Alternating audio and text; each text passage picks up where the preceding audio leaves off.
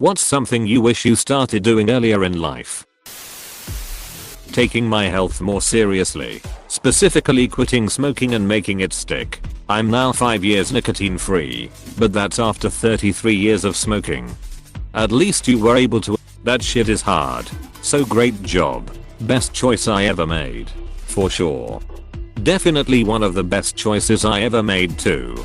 This thread has so much regret in it, and I sure can relate to a lot of it. But goddamn, am I grateful I quit smoking. Life is so much better. Smokers think it's better with cigarettes. I know because I was one of them, but they are dead wrong. Sometimes literally dead wrong. Brushing my teeth. No one made me when I was too little to care, and by the time I wanted to do it for me the damage was done. But not too hard. I always brushed hard as heck, because that's what I was taught and that's what I thought I was supposed to do to get clean. I'm 23 now, and my gums aren't real bad, but there's some irreversible receding already. Now I brush holding the very end of the handle between my index and thumb tip, so there's no way I can brush too hard. Also 23 yo, and I brush kinda hard and long. Just my mind think it isn't clean enough. Being myself more. I remember I constantly changing my personality based on the friends I was hanging out with, which made me very unhappy. But now that I started being myself around people that actually like me has made much more accepting of myself. Adapt to survive. It works with some people, but not with others. At the end of it you're so damn exhausted trying to constantly switch between personalities. You just say duck it and live alone as a hermit. Glad you found people who appreciate you. Shit, I was not ready for this epiphany. Getting up when the alarm goes off instead of hitting snooze. I fixed this by setting multiple alarms 1 minute after the other. Not worrying about having lots of friends. In my younger years I tried to be friends with too many people at once and didn't have any solid friendships. Having a few really close friends is far better than many wishy-washy friends. I lost a lot of friends when I got sober. Only occasionally miss that crazy shit.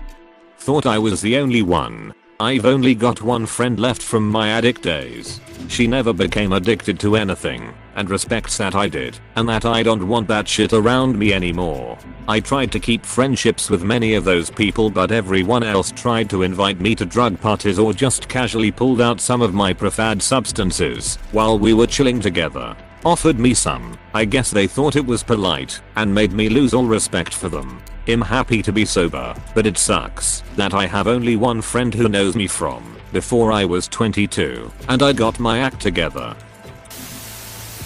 Being honest with the people around me and not lying to myself about who I am. This one resonates. I'm trying to figure out how to do this more because it seems like so many of my problems are caused by a fear of saying what I want or don't want in a situation. It's like a fear of confrontation or a fear of rejection. But here's the thing. No matter what you say or do, someone is going to be a hater. So say what you want/need now. As Drive Seuss said, those that mind don't matter, and those that matter don't mind. I hope I got that quote right. Telling MFS no. It's funny. Someone else replied with saying yes more often. Maybe the commonality is expressing yourself without worrying about what others think. Ding ding ding ding ding ding.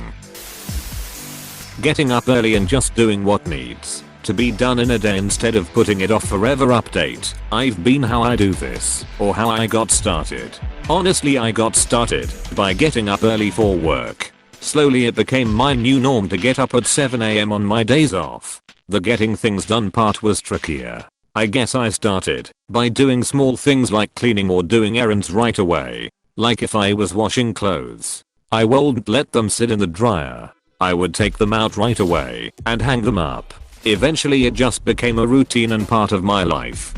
I'm not good at getting up early, but I'm good at doing things straight away now, which is a good way to feel calmer and more together. Get up, make bed immediately, come in from work, put shoes, bag, jacket away immediately, cook, clean as you go. House is always nice to wake up and come home to. Can have guests short notice. Know where everything is. Nice.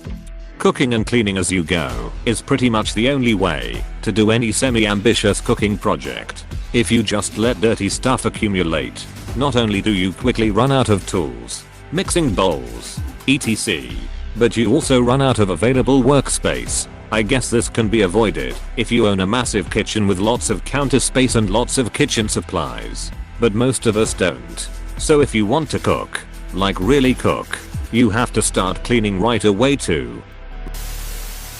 Working out what I wanted to do with my life. I'm 40 and have no idea. 48 and I'm starting to think that I want to be an astronaut or a cowboy. Reading. It's like being able to steal years of people's life experiences in just a few days without having to go through any of the bullshit. I'll add to this, writing. The typical response to this question is working out and flossing. But a lot of us already do that, or know that these things are important. A few years ago, well 7 now actually, I made a New Year's resolution to write every single day journal style. I surprised myself by sticking with it. The next year, I did the same. After the 3rd or 4th year, it was a habit, a hobby, and a passion. Writing is the single most therapeutic activity I do. It's better than running, or hiking, or lifting.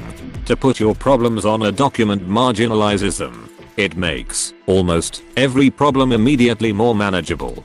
Also, it's like a little time capsule. I can go back to this day 5 years ago and see exactly what I was doing. Even if I didn't write about the entire day, a paragraph contains enough information to kickstart the brain into filling the gaps. So reading, yes, but writing as well. Edit, getting a lot of questions. So I thought I'd address here, physical or digital. I use a Google Doc, and I do this for 3 main reasons: accessibility, accountability, and I'd rather not get arthritis. Accessibility. Google Docs is always there. If you have 10 minutes before the dentist, right. If your friend is giving you a ride someone, right. If you're laying in bed waiting for YouTube to buffer, right. Additionally, you can start to see character trends. It's really cool to be able to court plus F a date and see what you were up to exactly a year or 2 ago. I can see how many times I named my exes per year and see eras of dating.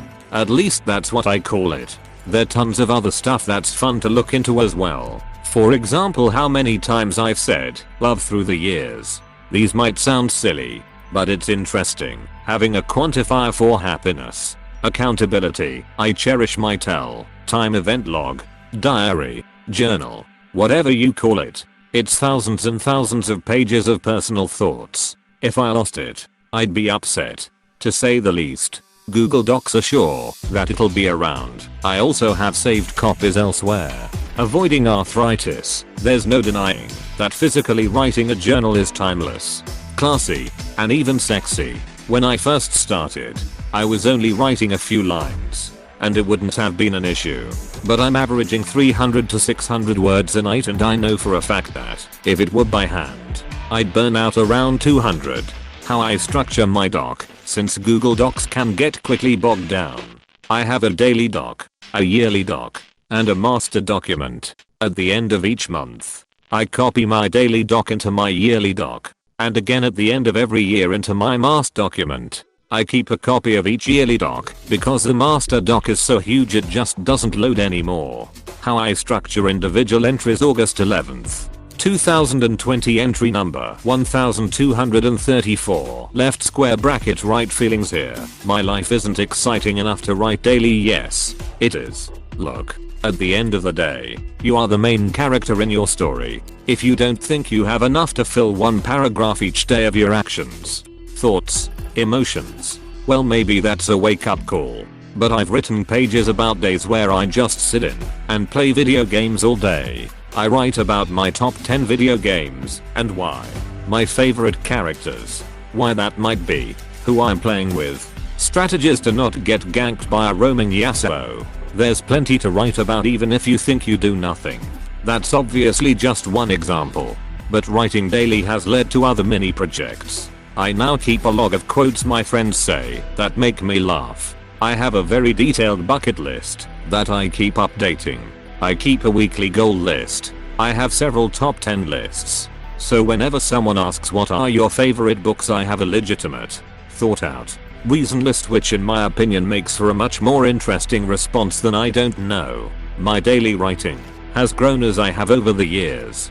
My writing has improved exponentially. My goal-oriented self-management has been helpful in my career, personal life, and relationships. In fact, because of my journaling, I've landed my dream job as a full-time writer in the outdoor industry. Only good has come of daily writing, and I simply cannot recommend it enough. Edit. 2 people are asking for an example. Here's one I've shared before with names and places blocked out. Some of this is pretty thorough because I was reading him when I wrote this. But even rereading this, I've seen just how much my writing has improved. Anyway, enjoy. December 5th. 2018 entry #2089. I didn't want to hype myself up for last night. Honestly, I didn't even give the date much thought throughout the day. I was nose deep into Excel formulas anyway. But right after work, I walked over to cafe on 16th Ave. It was super hipster. Like, I didn't even fit in there eating Walden. But that's what I did. I read for about an hour before my date showed up. I relished the time alone in the cafe. I put some Chopin variations on. I cracked open one of the most well-written books I have ever read and fell into the cunning vortex of words that is the world of Walden. Side note, I just realized how amazing of a hangman word vortex is. I'll have to keep that one in my back pocket. After about an hour of self-company, my date arrived. To be completely sincere, I wasn't expecting much. I tend not to in these situations. Far too many have failed or ended in disappointment. Like armor, I prepare myself for the worst in the modern battlefield of courtship. She looked cute in her pictures, but not so to sweat my palms, and because of that, I didn't get nervous. But when she walked in, I was caught off guard, and in my flat-footedness, I didn't put my best foot forward, so to speak. My whole demeanor changed, and I immediately became tense. She walked up to the loft, where I had positioned myself, and said hi, before running down to get herself a coffee. I sat there like a fool. A blinded, baffled fool, where words escaped me. Charm evaded me. Anxiety filled the vacuum left over. I said nothing at all to her those first few seconds. I smiled and attended to my book and headphones, moving them from pocket to pocket to distract my attention and to present a busy atmosphere for the time. My own shuffling annoying me as I was buying time. Her fetching of coffee gave me the moment I needed to recollect my brain and form an impromptu game plan for the tidal wave of excitement that had spilled over my emotional retention wall. By the time I got back, I was back, and we chatted for a while about the usual: family, from, goals, jobs, passions, dreams, and aspirations. We talked for a long while, conversation never feeling dull, until I asked if she wanted to get dinner because I was starving. She agreed, and we walked over to Good Dog for a bite. There I discovered that she is both a non-drinker in addition to being vegetarian. I had actually guessed the second part, claiming that it has been a trend, and left it at that. We ate dinner at and continued to converse. I found out that she has a sister named, which is a little odd, and the exact name of my sister's. But I'll let it slide. Odder things have happened without so much as a second glance. I talked too much. Like always, I talked about Theodore Roosevelt. A lot, of course. And she seemed into it. And if she wasn't, she faked interest, which is debatably more important. Not wanting to leave the other's company, we walked to City Hall and observed an absorbing new sport being played on the ice rink.